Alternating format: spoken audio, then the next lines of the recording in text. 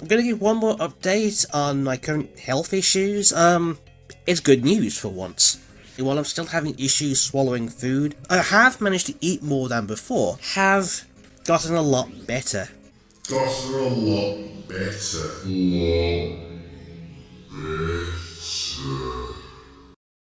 you know what you should never do in Let's Plays?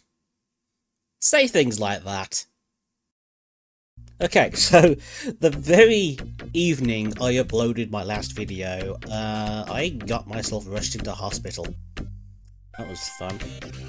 Throat isn't getting much better apparently. A small bit of fruit, I mean really small bit of fruit I had in a drink, sort of almost made me choke to death. And when you choke that hard, you can't really breathe afterwards, just due to the strain of the choking. And that's enough to get an ambulance call on you. Thankfully I was like discharged relatively quickly, but still. Okay, so I'm kind of recording this quite a bit after I recorded the rest of the video and everything to do with it. I have since had the appointment to actually look into the throat and all that. Like I say, thoroughly unpleasant. So it was fun. I mean, I've been to be pretty sore and in quite a bit of pain for a few days following it, because they also like various biopsies to cover the bases, but there might be treatment going forward. I've been backward, like pinballing between doctors and hospital just constantly since the hospital admission. So fun times. I would like to get on with Sparkster because I was having fun. What do you mean it's already December? Hello, this is Ace, and we're continuing Sparkster on the Super Nintendo. And we have hit the Fortress of the Wolves, which, you know, sounds fun and all, but, yeah, these guys just happen to be shooting giant freaking missiles at our face. Thanks, guys. Thanks. We know when we're not welcome. Now, really neat Mode 7 effects aside, and I think this is literally the same programming as the spinning room in Castlevania 4. So it looks really cool. Not so much fun to play, because there's not really much speeding this up. You move ahead a bit, you duck, you you jump into a wolf, slowing you down even further. You let the missile push you into a crevice. Rinse and repeat. This section goes on for just a little bit. It's a tad slow. Come on. How many freaking missiles do you have? You're not infinite budget.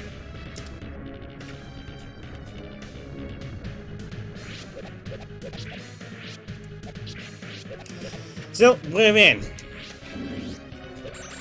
Ultimately, this stage, I think, is kind of the weakest level in the entire game, which is a crying shame, because it just also happens to be the final main stage of the game.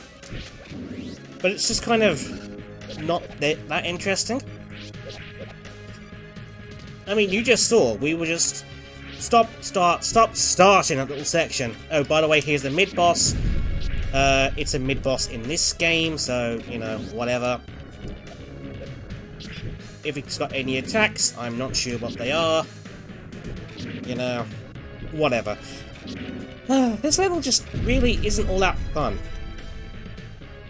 It's got a lot of dull segments, and it's got all the neat little polish and details of every other stage.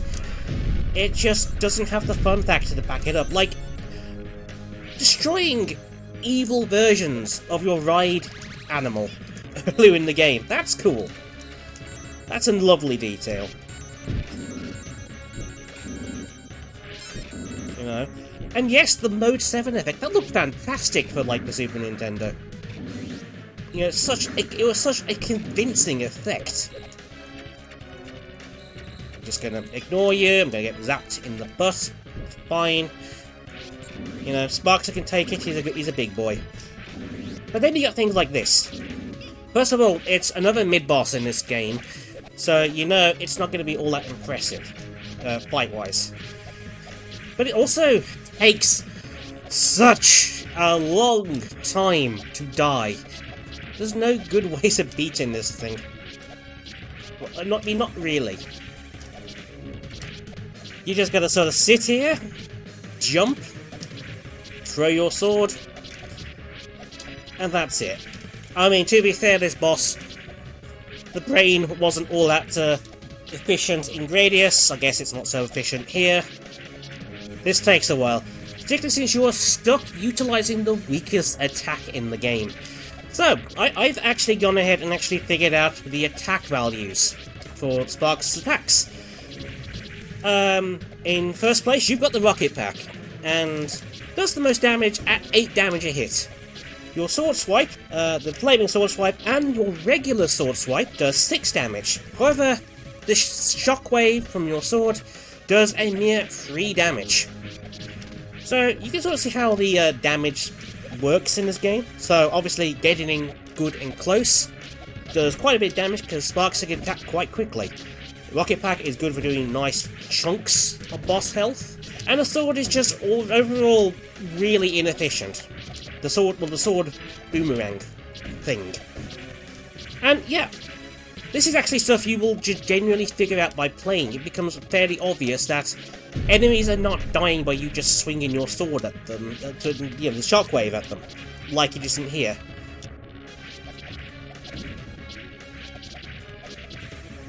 Oh my goodness. Please get out of the way, you sodding shield. Ugh. You know what? Screw it. There's health in the next room, it doesn't matter. So yeah, you got the missile section, you've got that thing, and why did anyone on the design team think that was a good idea? Especially since it's like full hit points almost immediately afterwards. I'm gonna rocket through this room here because this is a neat gimmick. It rebounds off the mirrors, you can destroy the mirrors, thus changing how the shot pattern goes. Ow. And you can destroy the gun. However, the most efficient way of dealing with this room is just to sort of barrel on through. Or you can spend like 5 hours just killing every enemy. I guess that works. It's a neat gimmick. I don't really think it's done very well. Here we just get some wolves. Rocket up, kill the wolf, keep going.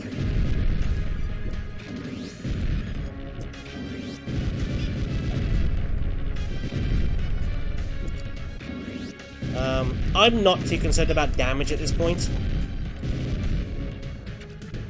because I've already taken just enough damage to make the boss of the stage pretty much unwinnable, much like Axel Gear. So it's not just that the stage has the rocket segment, and that, let's be honest, dreadful mid-boss. It's got this guy, the leader of the wolves. You know, this guy. He's aiming her rocket at our planet because there's no kill like overkill, apparently. Generalissimo Lioness, he's a lion because who else would lead wolves?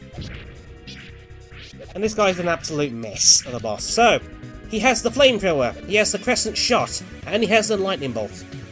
He can use any of these attacks in any order he likes. Including orders that would make them undodgeable. I'm just going to let myself die here because, I was already dead.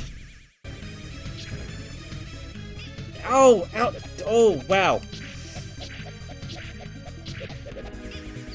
Oh my goodness. Okay. Third time's a charm. There's going to be no point in showing failed runs against this boss. For one very good reason. They're all going to look almost identical play-wise. So let's re-describe the strategy. There is one strategy and one saving grace to this boss. He has hardly any hit points. He has 118 to be specific. And if you remember, the sword swipe does 6 damage. Let's get out of the way. So, rapid fire sword swings can really quickly take this boss down. Okay, yeah, not just... I wasn't doing anything against that attack. Oh! It also doesn't help that Sparkster... Oh, well, you're just being a pain today. Okay, out of the way.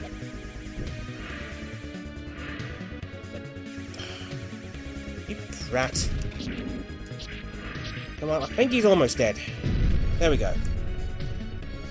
The only viable strategy for this guy, because he can just pull out completely undodgeable attacks at like any given moment. Go all out. If you can keep him in one of the corners, which isn't always possible due to how random his AI is, that's great. You can even despawn some of his projectiles. But if he doesn't cooperate, you're left with just the scrappiest of scrappy battles. And much like Axel Gear, I think I blocked just how bad this boss was. Because Axel Gear was just so much worse. There isn't really a great strategy. I thought I had a consistent strategy with the guy. I'd put in lots of practice against him. And I thought I had a consistent strategy, which was to keep him in the corner almost at all times. Only... when it came time to record? Like the first couple of times? Yeah, no. No, it's just the boss decided, nope, I'm not going to cooperate. You're dead. So, go all out. He has only 118 health, you can kill him really quickly. And it's a shame, because if you were playing normal difficulty, the game ends there. That is the last boss on normal mode, but we are playing hard mode. Which is a good thing, because we have this one. We have the actual final boss of the game. Because that git fired a rocket at our planet, and we've got to stop it. The Wolf Core, the final boss, and this thing is a lot of fun. So, he has a couple of selection of attacks, about 3. You've got specific ways of dealing with it. For the fireballs, speed up, and just stand there and fire away. Try to edge in, so you get the occasional shot in. Well, I did not mean to use the rocket there. Kind of like I'm doing now. Try and edge just a bit closer, try and get the odd shot in. It all adds up. When he's using the laser beam, charge up the rocket and do the spinning maneuver. This is the quickest way to get yourself down. And does the most damage for your buck.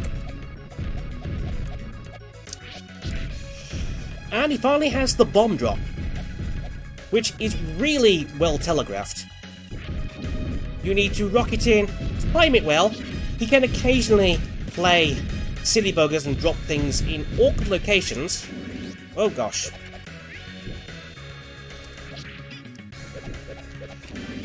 But this boss is fun. Gosh.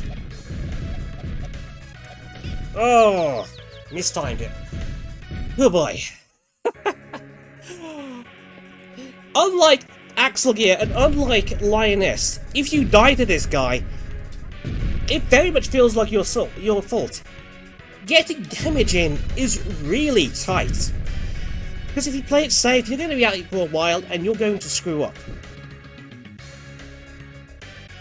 But to kill this boss in a reasonable amount of time, you need to get your timing down really well, and apparently I'm not doing that today.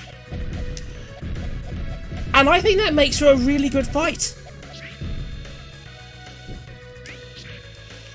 Try and get as much damage in as possible. Back off. And hopefully time it. There we go. Just time it enough. Between wolf fireballs.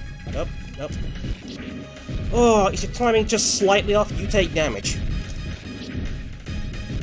But that's what I like in bosses. I'm getting hit because it very much feels like my fault. This is a hard fight. And, you know, it should be. It's the true final boss. It's a boss you only get on a specific difficulty or higher. It needs to be hard. but it doesn't feel unfair.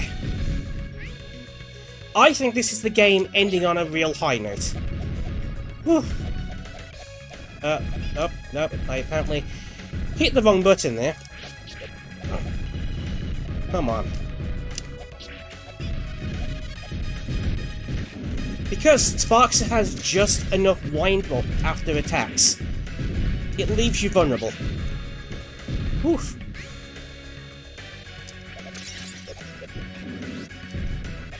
Edge forward. Strike when you got a gap. Okay, I've edged forward quite a bit. And we're done.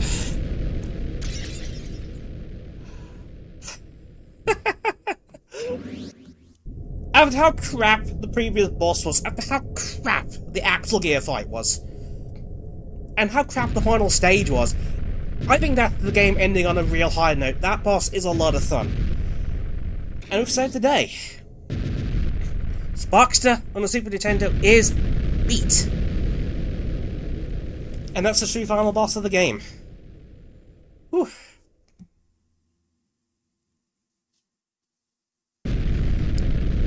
In fact, I think we did that on no continues. That's impressive. Well, to be fair, accidentally the gear didn't, like, kill about 5 continues worth of things. Now, even though I think the game had the potential to really end on a low note, particularly just how Axel Gear and Lioness and even the final stage just weren't that good, it ends on a high note. I think the final boss is fantastic. It's fun. I love bosses like that. I love bosses where a lot of the challenge is you figuring out just how to go about it. You know, tight timing, and you getting hit just because it's your fault and you screwed up your timing. I think that's how you design bosses. So, the game ultimately ends on a high note. I think each of the Sparkster games ends on a high note. G-Doll on the Mega Drive, really dramatic fight, kind of fun. Rocket Knight Adventures had the core, the pig core, and the sequence at the end where it's chasing after you. It's just, they know how to end their games. I really wish the final stage in this was better, because the other 2 games have that beat by a long shot. Ultimately though, Sparkster, Rocket Knight Adventures 2 and Rocket Knight Adventures are 3 of my favourite games of all time. I think it is one of my favourite series. It's one of my favourite series of all time. I literally named my internet namesake after this series and after this character. Sonic the Hedgehog, all those years ago, got me hooked on video games. It made me want to keep playing them. It made them, you know, because Sonic's great. I kept playing. They had games of Ghouls and Ghosts and Golden Axe, Revenge of Shinobi, all these classics. And then Rocket Knight. Rocket Knight Adventures, Sparkster, and Sparkster on the Mega Drive made me fall in love with video games. Especially Rocket Knight Adventure. It's hard to describe because, yeah, this game has some really bad sequences. I think any video game is going to have some really bad sequences. You can't have a perfect video game. And sometimes, yes, a truly bad sequence can completely let down the entire game and make you stop playing. But sometimes if you just power on through, you end on something special. Video games are just the sum of their parts. And they're important to me. Last year was tough, but I'm so glad I found a way to enjoy some of the old games I've loved. Physiotherapy is really starting to help out, and I'm slowly getting my stamina back just a bit. Who knows, maybe at some point I'll be able to play games like I used to. In the meantime, figuring out butter macros can work. It's not the ideal way to play these games, but it opens paths to me again. And sure, I've definitely fallen more in love with the creation process of making games, and it's just made me appreciate these old games all the more, and seeing them just for what they are. They're important. This is Ace, and I'll catch you later.